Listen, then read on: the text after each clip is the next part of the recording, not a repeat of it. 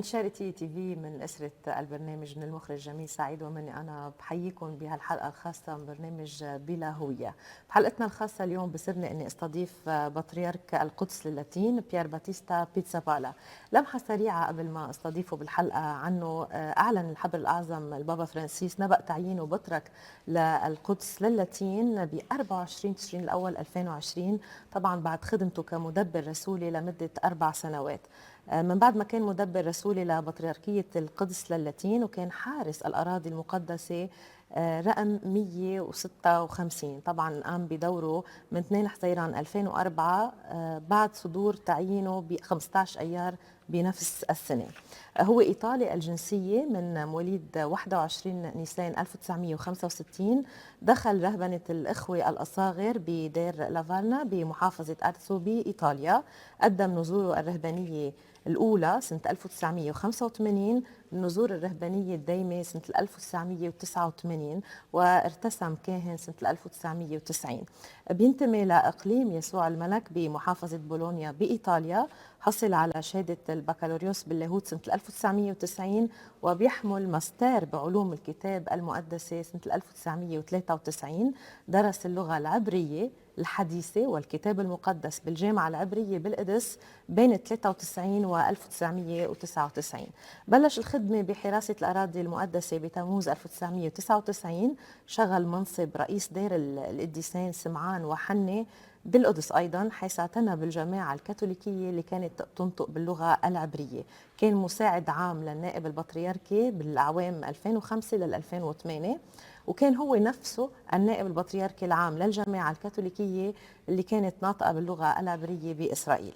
سنة 2008 عينوا قداسة البابا بنديكتوس السادس عشر مستشار للجنة العلاقات مع العالم اليهودي وللمجلس الحبري لوحدة المسيحيين، وهو أيضا عضو باللجنة الحبرية للحوار مع اليهود.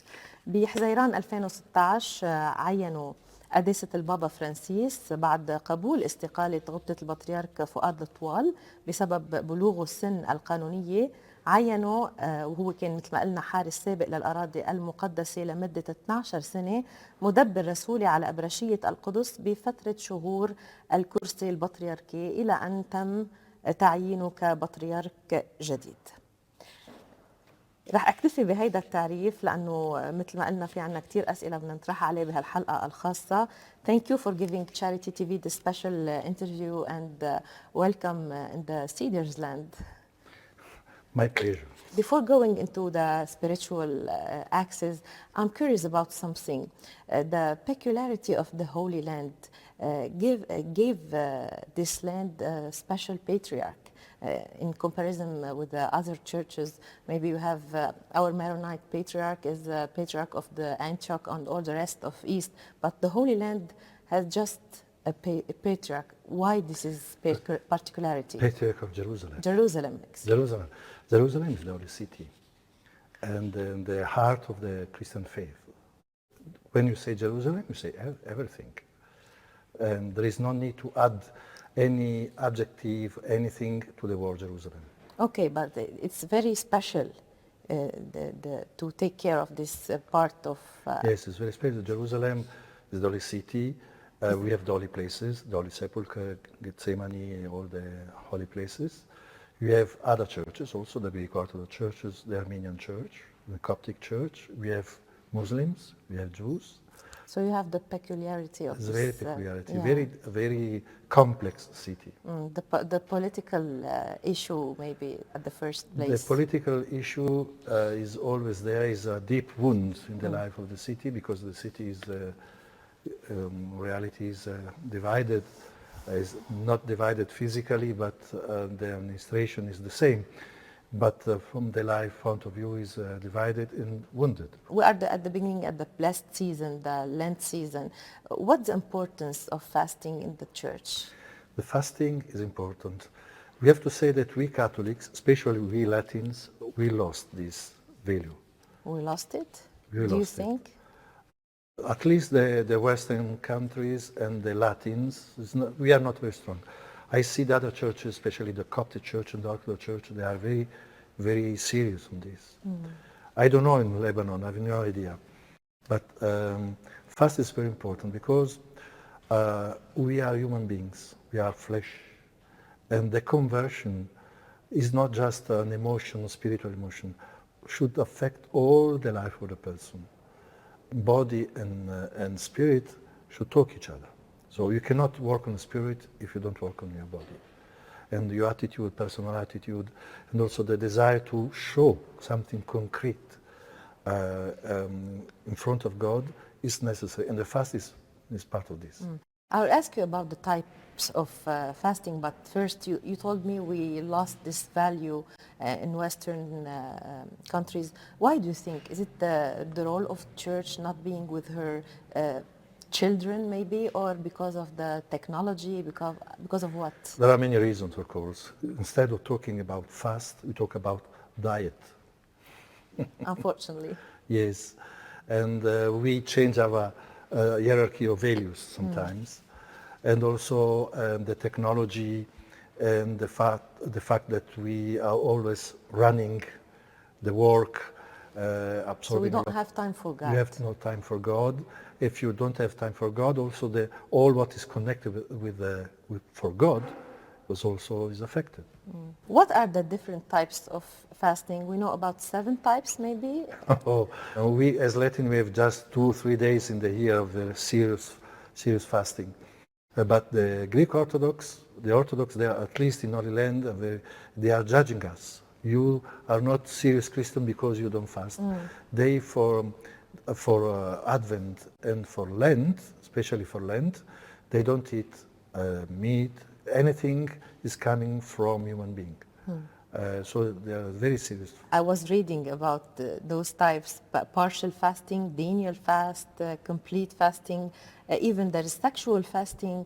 The believer can choose whatever he wants, or the church will ask him to do something special, or so the church the church imposes the church should impose too much on these aspects. Should give the general direction. Then each believer should decide for himself, of course. There is a danger in fast, to think that the fast is Lent. The fast is instrumental to Lent. The reason of fast is that remind yourself that we are human being. And you belong to God. Belong to God. You need conversion. You need to change our life, our attitude, in order to understand what is priority in your life. And the risk is to transform the fast in a kind of small idol. Your beatitude, trials and temptations are to be expected during fasting. Why? The devil is always there. When you start fasting, then we have the desire of what you are not eating anymore. The sweets, the wine, the meat, and so on, of course. All our pleasures. The pleasures. Yes. This is part of our life. And this also is important because it reminds you, if you are constant in this, that alone you cannot manage it. You need the grace of God and prayer. Fast without prayer is not real fast. How can we face it? Do you think confession is a help for this? In Lent you need prayer. You need fast. Yes. You need penance. And you need charity. You cannot separate these things. We shouldn't fast to be seen by others, right? No. But informing others that we are fasting, isn't it a testimony to our Christian commitment, maybe? Now, in our special context... Sometimes it's contagious when somebody sees you fasting. Maybe he will try to do it by himself. It should become, of course, something natural, not out of arrogance, but out of joy. And also in our special context, we are in an Islamic context. The Ramadan is important, the fast in Ramadan. So it's very important for them, it's sacred. So we should, as Christians, show that we are fasting in a different way, different attitude. Right. But this will be understood. Do you think it's enough? It's not enough. Okay. As I said, fast alone is not enough. Okay. Fast is part of integral or complete whole life. In the end of this acts, to go to the second acts, if I want a particular message for our youth to encourage them to go through the fasting time or fasting season very well prepared, what they should do? Or what's your message? My message is very difficult because I'm not young, and the youth of today is very different from my age when I was my period, of course, different language. I don't know if I'm able to arrive directly to them. What the youth love is authenticity. You have to be authentic and true. Yeah. So what I say to them, first of all, don't fast just for the sake of fast. Fast is expression of your desire to change your life and to be more intimate with God. How can we address the youth since they don't like preaching, they don't like, so how can we address them? There are no strategies for this. We need testimony. Youth need example to follow. And faith is, I hope not to say something scandalous, the catechesis is useless if you don't have someone who tells you how joyful is the life in Christ. Actually, in general, this is what Christians should do, to live Jesus every single day. But we are not there. Because of that, we need conversion, fast, and penance. Maybe if we are there is no other religions anymore. Maybe if we live the Christ the I right think the right way. Other religion will be, this is part of the life, but we shouldn't... our testimony, this is what I mean, our testimony is very important. Very important, absolutely important. In front of others. Yes, we can have wonderful documents, texts and so on, but at the end, you cannot separate what you say from who is saying it. And how you live it. And how we live it. How you live it. Your beatitude, the second acts about the challenges facing the church. There are many challenges facing the church, but what is the main challenge in your opinion? Here, Middle East or generally speaking? In the Middle East. Middle East, the main challenge is unity. Unity. Unity. What do you mean by unity? Middle East is a cradle of Christian faith. Christian faith is also grow up in very different, sometimes antagonist traditions. And our people don't understand this anymore. I mean, traditions, yes, of course, everyone is on right and so on. But to the spirit of unity among the churches, harmony, cooperation, dialogue, and working together, supporting each other, this is necessary, absolutely necessary. And this is the first testimony you have to give. How can, I think of my Holy Land. Holy Land is divided. There is a conflict there, Israeli-Palestinian conflict. How can I talk about dialogue between Israelis and Palestinians, reconciliation, if we Christians don't talk each other? Yes, you're right. So, do you think the conflict of power is one of the reasons not to being united yet? All the conflicts, the reason of all the conflicts is question of power. Jesus nothing to do with our conflicts. It's only question of power. Who is the first? Do you think crises we are living lead to a decline in faith? Especially that we are not united together? This, of course, affects also the life of our youth and our people, definitely. Because even not just in between the youth. Yes, because these divisions also paralyze us. It's a time where we have to take actions, and with concrete actions, and divisions among us are not always helping this. I don't want to be too pessimistic because there are many things change. Yeah, with Jesus we cannot be like that. Yes, of course. And there are many positive aspects. We have not to be too pessimistic. But of course we have to improve this aspect definitely. Usually people criticize the church that during the crisis the church does not stand next to their people. The church can love her community more than she's doing. Do you think the church is doing her job very well toward the believers or her children? Of course, we have to improve. This is coming quite often when I meet the communities, that they feel the distance between the clergy, the authorities, and the people. We have to improve on this. I can say also, as head of church, that I feel most of the time, I feel powerless. So I want to help, I want to support, but we cannot arrive everywhere. So, how can we arrive? I think we have to change the question. This is what I tell to myself. I mean, if the purpose is to arrive to give solutions to all the problems, I will be always frustrated. We will have always problems, Yes, and new problems. So I have to learn first for myself, and then also to tell my people that we have to learn how to live in this special situation, which is very problematic, it's very painful, but it's not the first time. So believers have also a special role to play. Yes. In We this expect journey? the life, we expect solution from the life outside us. Why we have to find solution within us.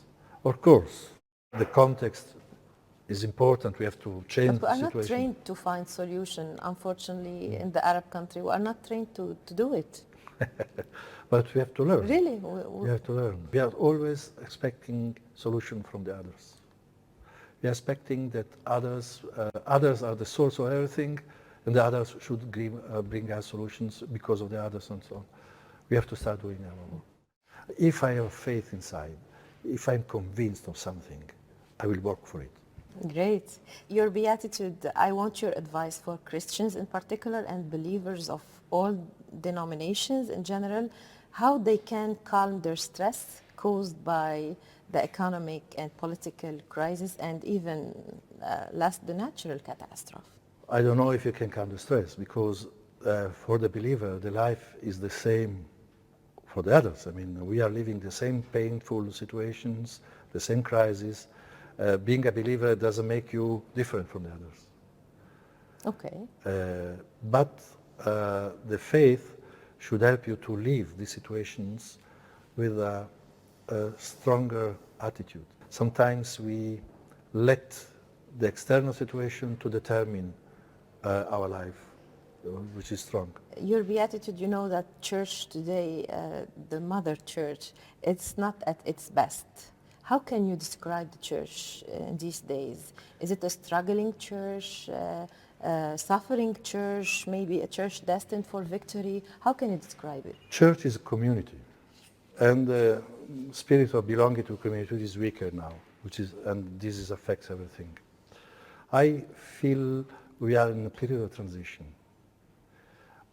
Our idea of church and the church of 20, 30 years ago is over. But we don't know how it will be the church of the new times. So in this period, where the old times are almost over, and we still have a baby that is not prepared to the life yet. We are living in this very unstable situation. Because of what? Change of generation, change of culture. But we face this all over the way, so why now we are... Because the generation are changing one from another, but the last generations, they have to deal with the absolutely, totally new realities that for many centuries were not there. The technology, the modernity, the idea of men, the concept of man and woman, the role of woman in the society. The gender issue? Gender issue, yeah. And many other, especially the technology and the fact that now the mobility of the peoples is so strong everywhere, and faces our churches and our community with totally new realities.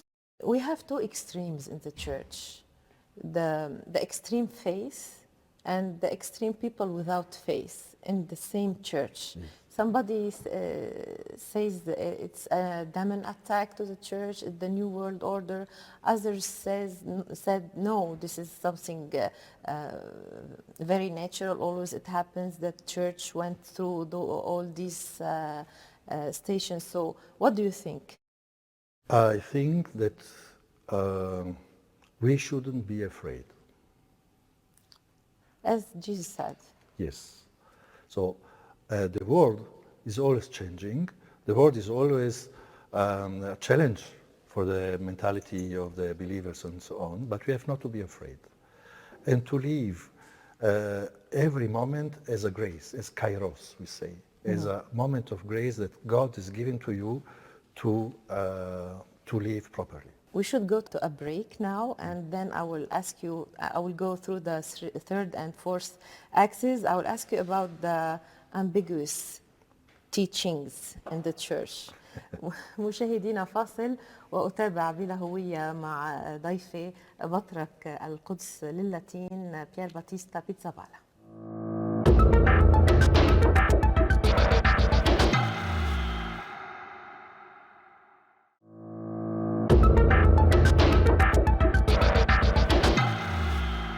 مشاهدينا بجدد التحية لكل اللي عم بيتابعونا عبر تشاريتي تي في بهالحلقة الخاصة من برنامج بلا هوية، وبصرني اني عم بستضيف بهالحلقة غبطة بطريرك القدس للاتين بيار باتيستا بيتسابالا. Welcome again. Thank you for this interview. A pleasure. I wanted to ask before the break about the polarization in the church caused by ambiguous teachings, and they always criticize the church, as I asked you about before the break. There is many teachings in the church, or there is one teaching, but there is many maybe parties trying to teach different than others.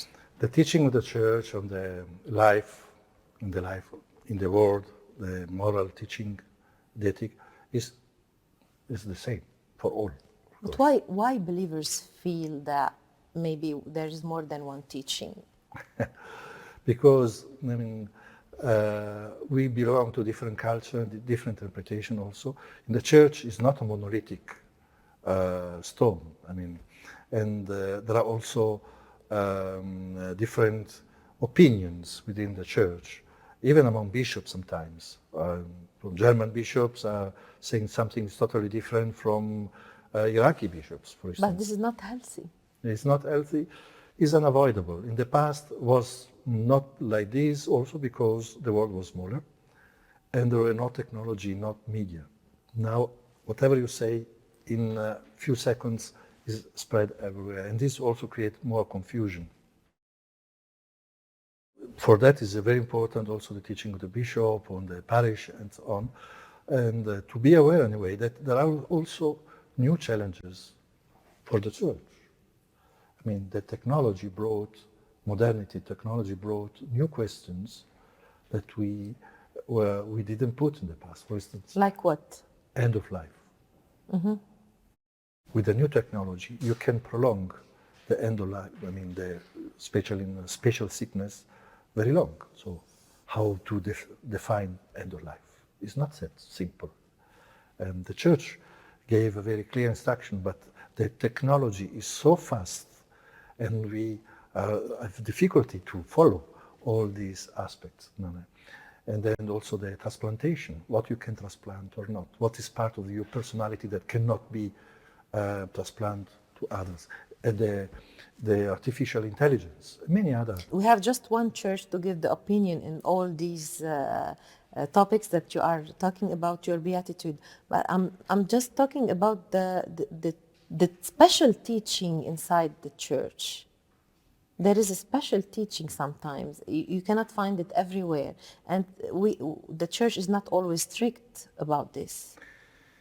The teaching of the church, first of all, you have to understand and think, I don't know exactly what you mean. About maybe about the devil, maybe about the second life, about many topics. There are topics, there are teachings that change according to the time because they are connected with the reality. A teaching that belongs to the heart of revelation that we cannot change. I mean, the teaching of the church should always be consistent with the tradition and with the Bible. you cannot say something that's against the Bible. And then, of course, but the Bible doesn't give specific answer to all the specific problems. Because of that, you need the interpretation. Yeah, it leads somewhere specific, right? Yes. It should be like this. Should be like this. But it's not always like this. It's not always this, and this because of many opinions, the desire to update the life or the language of the church, to be more understood. Sometimes brings also to something that goes beyond the borders. Depends where we are. Because of that, we have as Catholics, the highest authority, which is the Pope, says at the end, yes and no. And what about the initiatives that accommodate the culture without calling for conversion? Always there's somebody criticizing the church. But we shouldn't be concerned about the criticism. We should expect this always. The church that is not criticized is not real church. Mm-hmm. Nice idea. Because the language of the church, the idea of person and life is different from that of the world. Okay. So we have to expect to be misunderstood. But sometimes misunderstanding leads to bad situations for believers, maybe for some churches. What do you think? Yes, this is part of our life. It's not the first time. Right now, the Christians are the most persecuted church in the world. Also, some parties said Vatican-sponsored partnership with organizations that actively contradict the teaching of the Catholic Church. Is it true? I have no idea. I don't think so. Vatican usually is very attentive over this. We have to cooperate with all for the benefit, for the good of human beings everywhere. But I don't think there is, cooperation with those who are working against the Catholic values.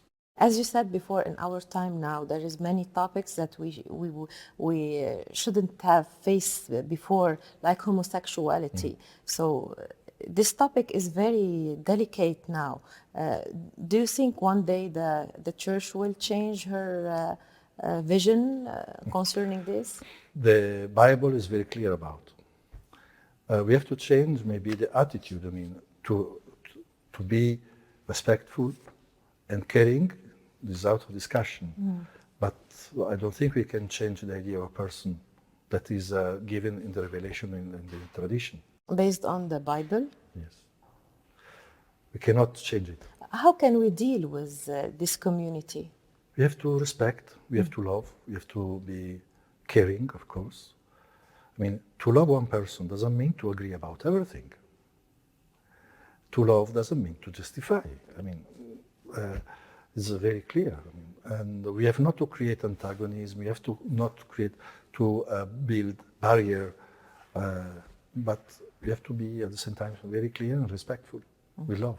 While we were preparing for this episode, you insisted on the faith with love. Yes. Faith without love, it's something very painful, maybe. So can you tell us about this idea? It's very important to deliver. I'm very convinced on this. After so many years in Holy Land, in our countries, where I saw a lot of violence and religious violence.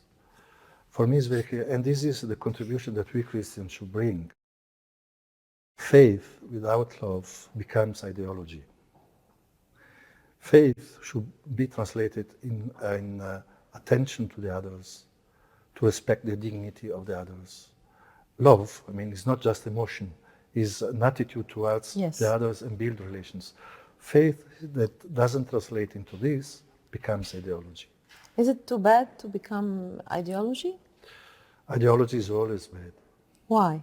Ideology... Other religions is based on ideologies. An idea.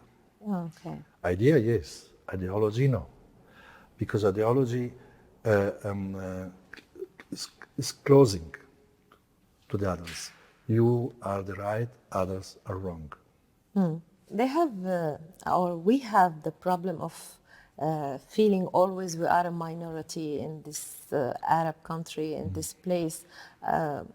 What can we say toward this? Numerically, we are a minority because our numbers are very clear. As Christians, we are a minority?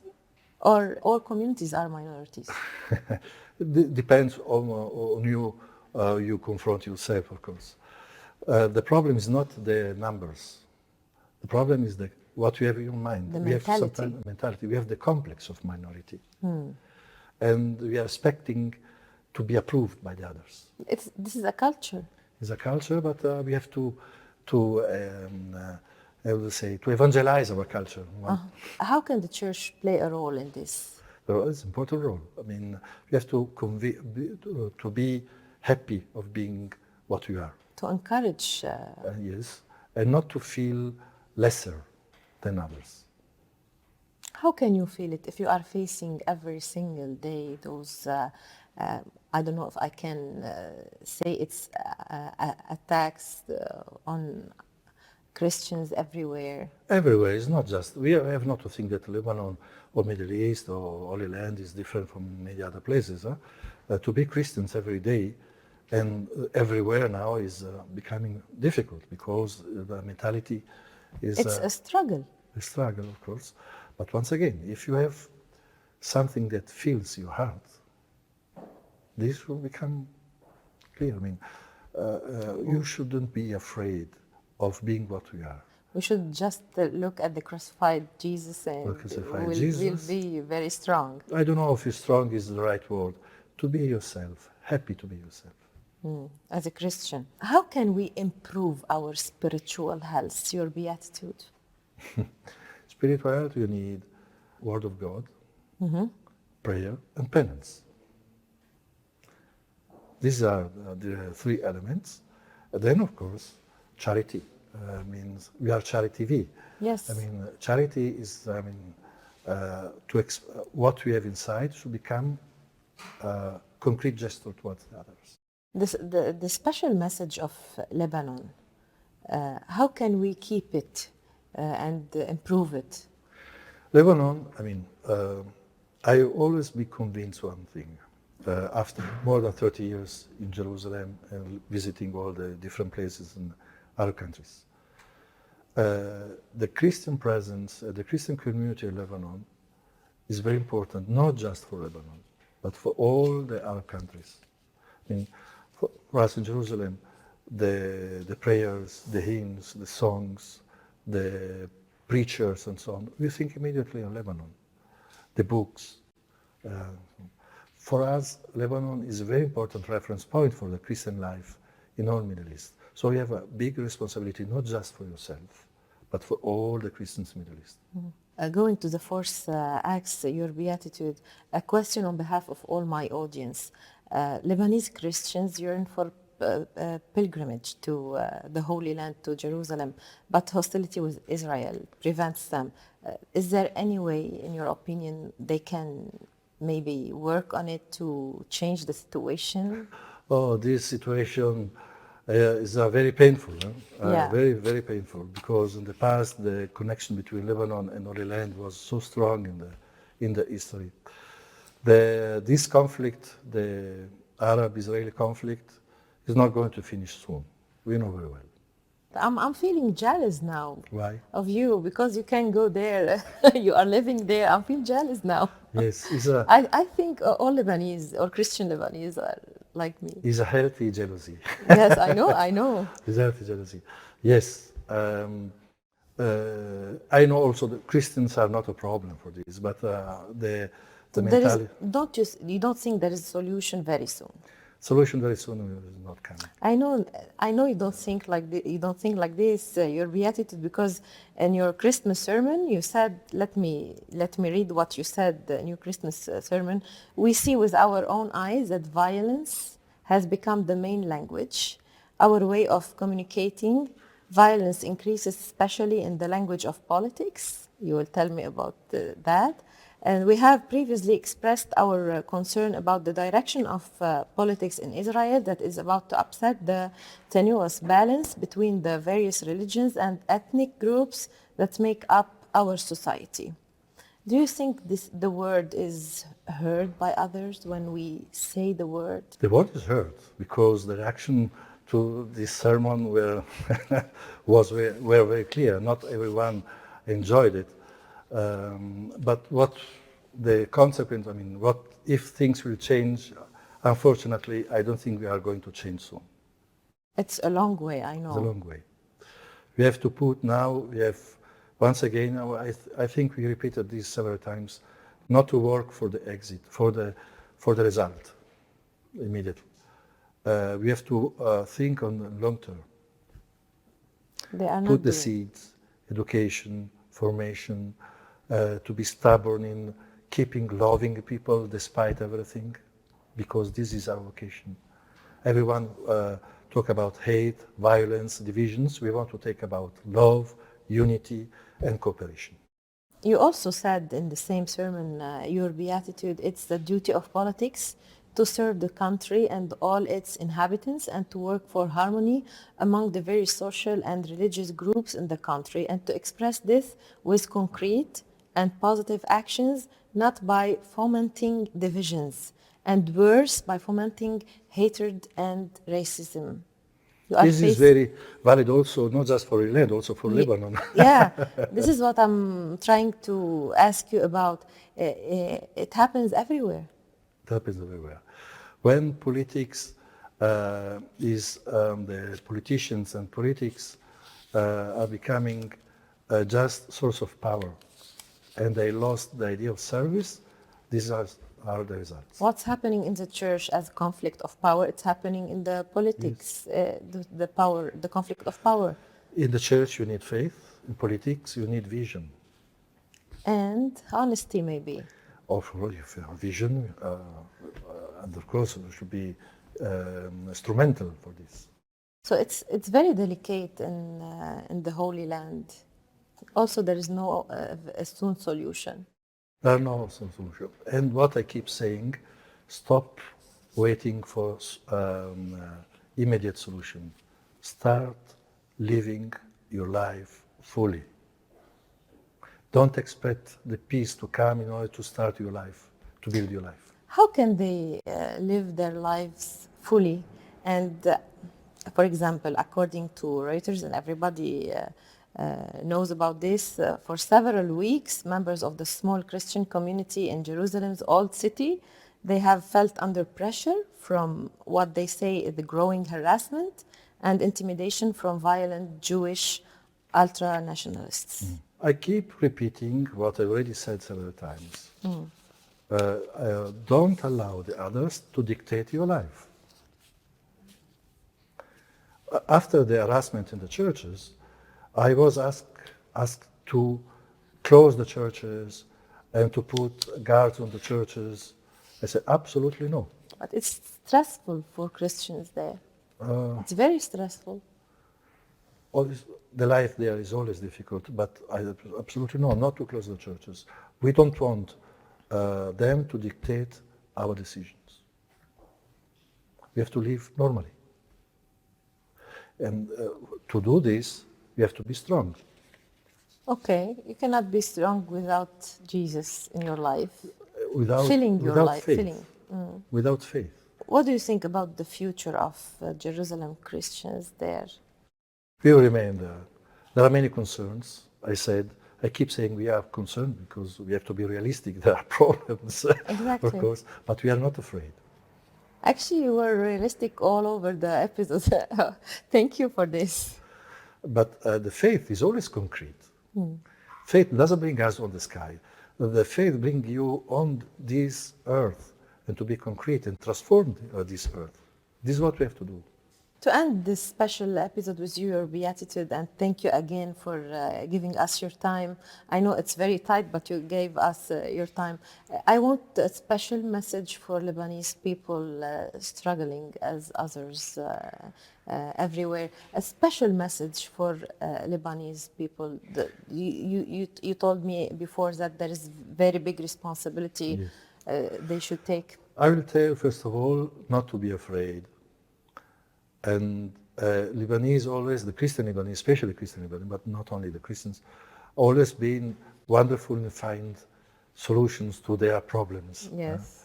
So not to lose this this aspect of your life, this creativity, and not to allow this situation to close your eyes to the future.